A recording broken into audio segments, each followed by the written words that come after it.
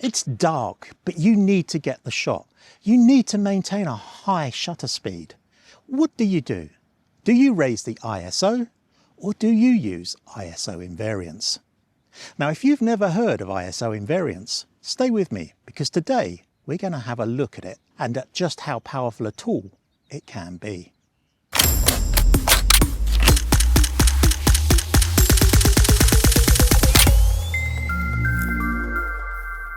So I suppose before we go too far, we should explain what ISO invariance is.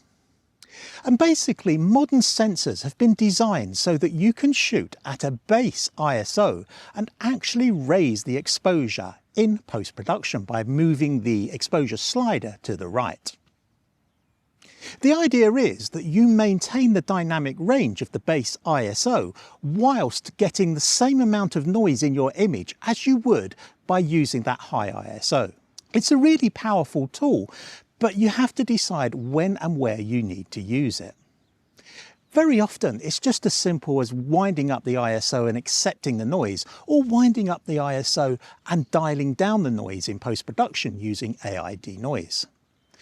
But there are going to be situations, perhaps brightly lit cities with areas of dark and light, where you might want to use ISO invariance in order to get that dynamic range, maintain that dynamic range in your shot. So how does it work? Well, put simply, if I was to shoot at 1600 ISO, if that was the ISO that I needed to get the shot, then I would get some grain and some noise into my image. Conversely, if I did the same shot at 100 ISO, I would get no noise, but a very, very dark image. However, on an ISO invariant sensor, if you then take that image into post-production and raise that exposure by 4 stops, you will get an image that looks pretty much identical to the high ISO one, but maintaining the dynamic range with about the same level of noise. So you can use your denoise on that whilst actually having all that extra dynamic range. To test out this theory, today I've come to the beautiful St Mary's Lighthouse.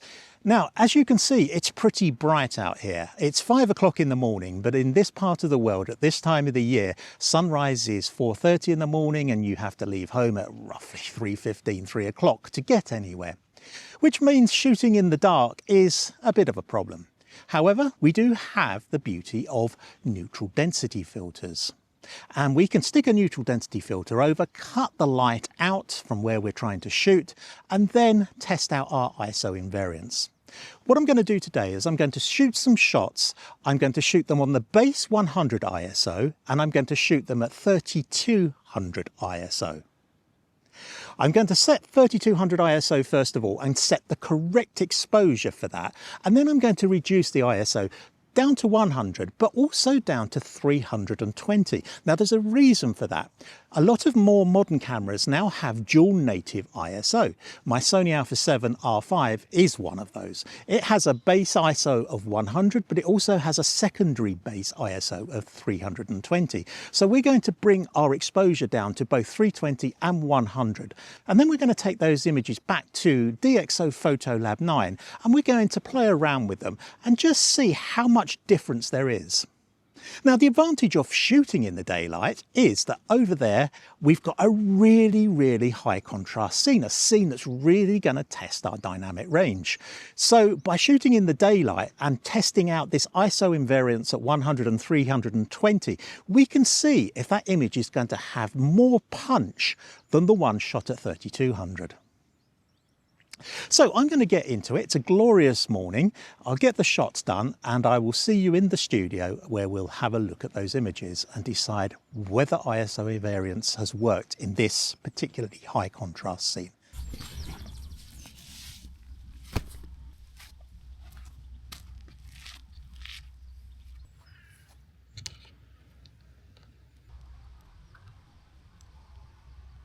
So I've deliberately picked a shot here that's got a bit of foreground, bit of background, and quite a high dynamic range. We've got a bright sun coming in from the right here. The lighthouse is quite backlit. We've got backlit grass in the foreground, and we're going to have a challenging type of dynamic range here. So I'm going to raise the ISO to 3200. We go, and we'll see what exposure we need.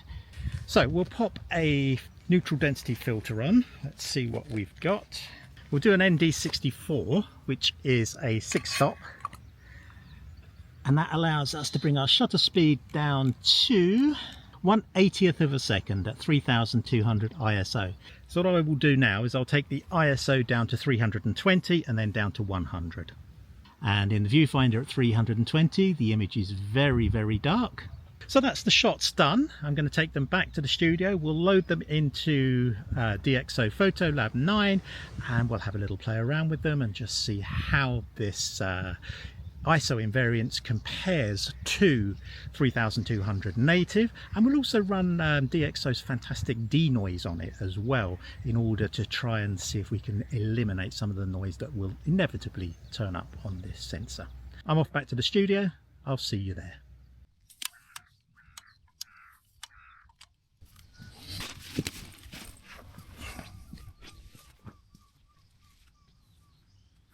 So welcome back to the studio, and a little confession. Back at St Mary's Lighthouse, I screwed up, which means we don't have the ISO 100 version of the image to check ISO invariance.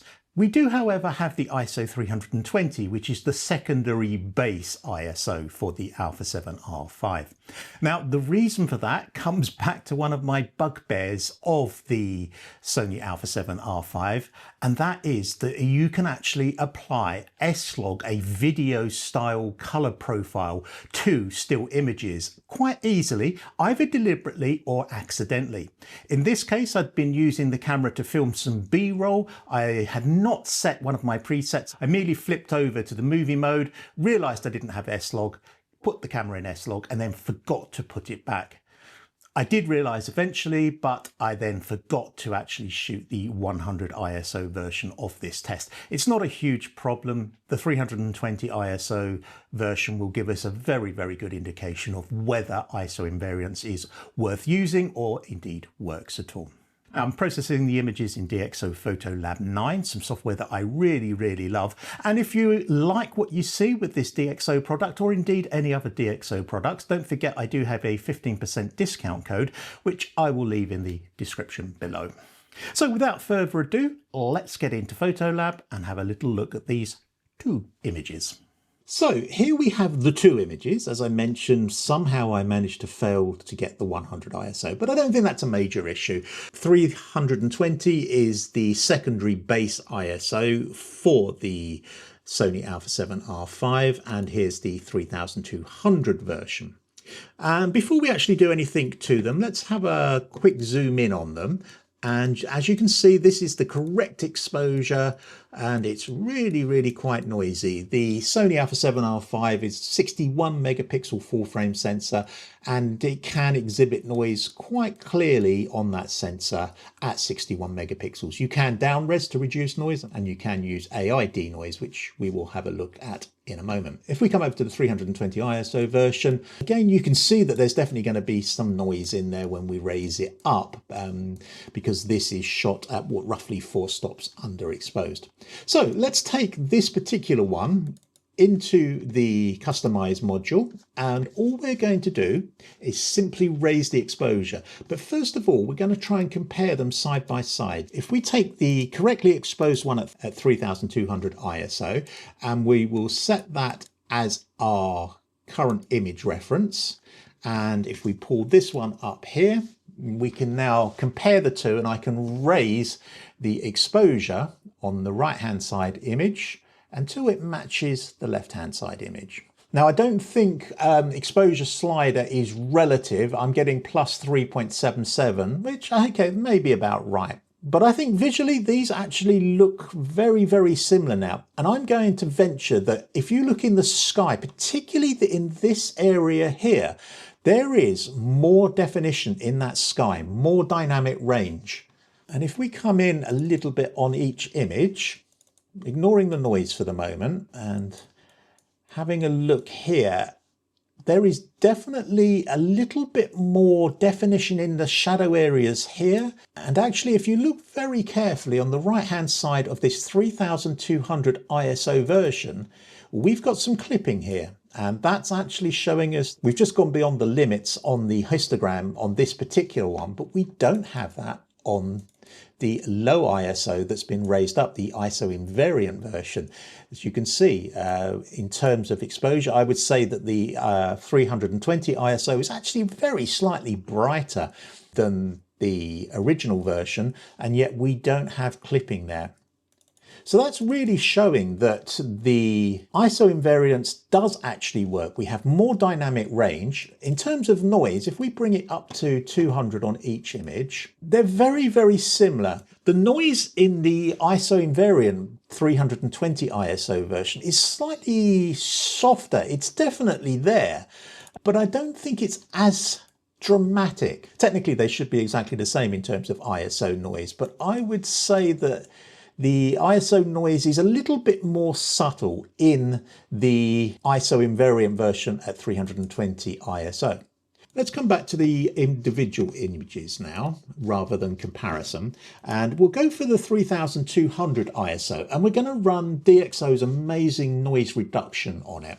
So we'll zoom in, let's come into 200% so we can see what's happening. And if we come over to the detail tab here, we come down to DeepPRIME and DeepPRIME XD3. We're going to select the very best one, which is DeepPRIME XD3. We'll leave all the settings on default and we'll select that and see how well it cleans up. And wow, as you can see, that has absolutely cleaned it up beautiful. Very, very little smearing. Everything's remained nice and sharp. If we turn the denoise off again and turn it on, very, very impressive. So that's denoised at the original exposure of 3200 ISO. Let's try the same on the ISO invariant version. So we'll add DeepPRIME XD3 to this. And as you can see, it also done a very good job. I want to have a little look at these side by side. Both look really, really nice. So let's bring them both up to 200%. That's both of them there at 200%. Looking at the details in the chimney pots here, very, very difficult to see that there's very much difference in terms of the noise reduction on both of them. Bringing them both back out to full versions, you can see definitely there is a slightly better dynamic range in the ISO invariant version at 320 ISO. And I think if nothing else, it does prove that ISO invariance is working well. It is a very viable option if you need to maintain dynamic range. There are good case scenarios for both, but the simple fact is that even if you make a mistake, you can raise your ISO in post-production and get really, really good images out of it. So as you can see, even ignoring the fact that we didn't use the ISO 100 base, just the 320 secondary base, you can see that ISO invariance really does work. There was definitely more dynamic range in the lower ISO image that had been underexposed by around 4 stops. By pulling that up, just simply using the exposure slider, I didn't use any other controls in the actual test, we could bring that up to the same level as the one that was shot at 3200 ISO and very, very similar noise levels. And you could see in those images, particularly in the area of the sky, on the 3200 ISO image, we did have some slight blowouts in the highlights, and in the 320 ISO version, we didn't. Do you need to use it? Well, that's a case-by-case situation. There are going to be times when perhaps you just screw up and you don't look at your ISO and you just take a picture and it's way, way underexposed, and you might be able to bring that back up. But there are going to be cases where you're in very high dynamic range situations, but you need that shutter speed to be high, that aperture to be small. And the only way you're going to be able to do that is to use ISO invariance. So yes, it absolutely is a useful tool. It's a case-by-case scenario. The amount of noise in each image, either native ISO or ISO invariant, is going to be about the same. But again, as you can see, using the tools in DxO Photo Lab, or for example, Lightroom's AI denoise, you can really take much of that noise out and have a really, really excellent looking image. So don't forget, I have 15% off on DxO Photo Lab Lab and all of DxO's other products, link in the description below. Let me know your thoughts on ISO invariance. Is it something that you use in your workflow on a regular basis, or perhaps just now and then, or never at all? Let me know down below. And if you've enjoyed this video, a like would be fantastic, a subscription would be even better, and I really look forward to seeing you in the next one.